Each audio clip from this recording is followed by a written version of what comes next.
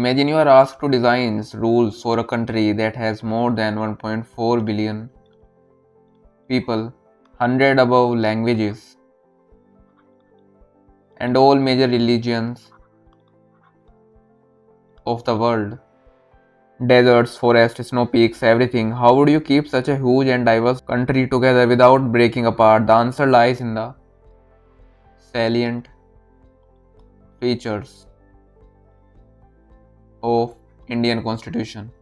The key design choices that have kept India democratic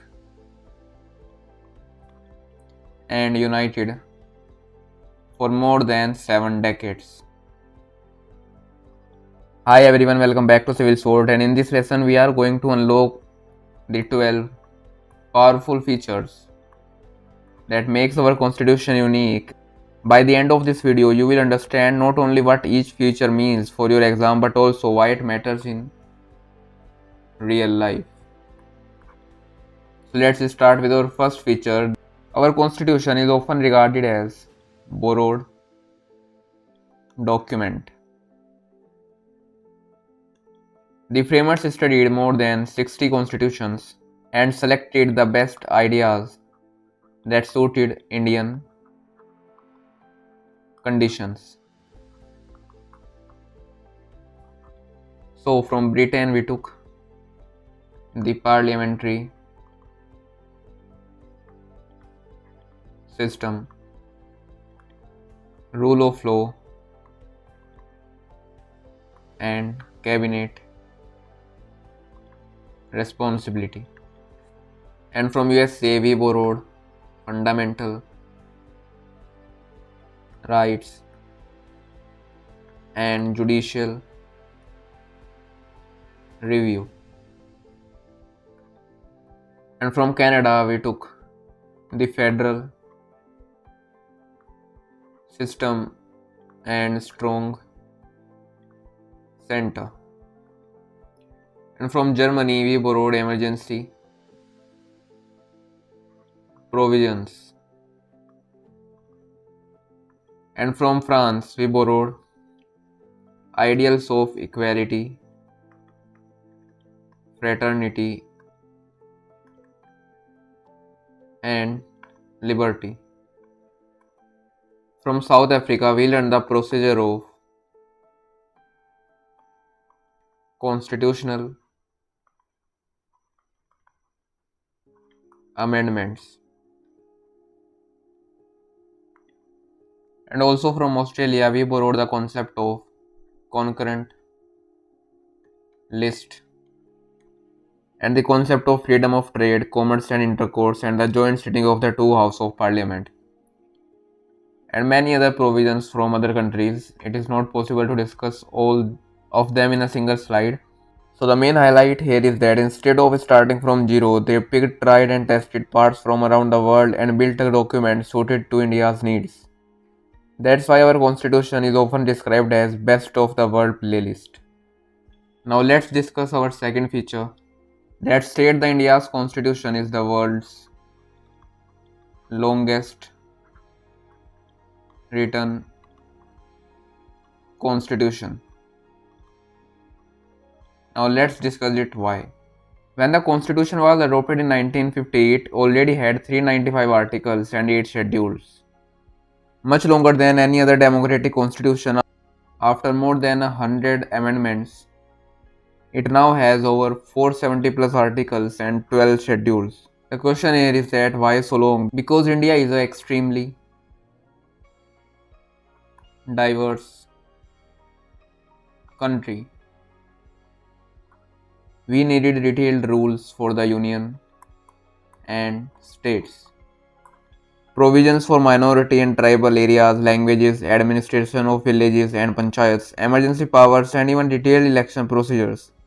A short and general document like that of the United States could never have covered the complexity of India. So now let's talk about the third feature of Indian Constitution, and that is blend of rigidity and flexibility. So some part of our constitution can be changed easily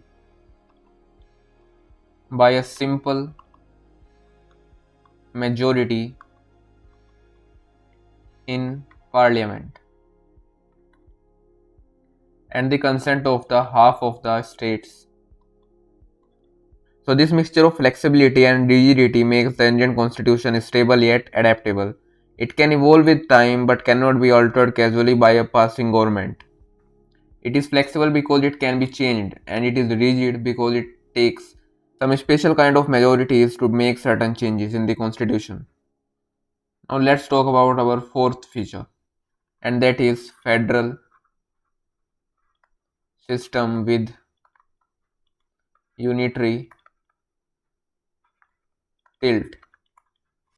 So the constitution describes India as union of states. Powers are divided between state and union through the union, state, and concurrent lists. But in times of national emergency and breakdown of constitutional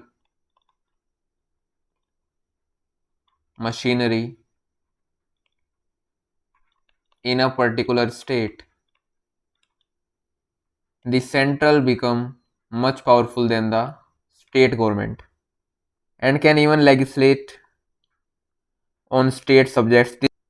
This unitary tilt is most clearly seen in the use of Article 365 or President rule. So basically this design gave us the benefits of a federal system while keeping the unity of the country intact. Now let's talk about the fifth feature, and that is parliamentary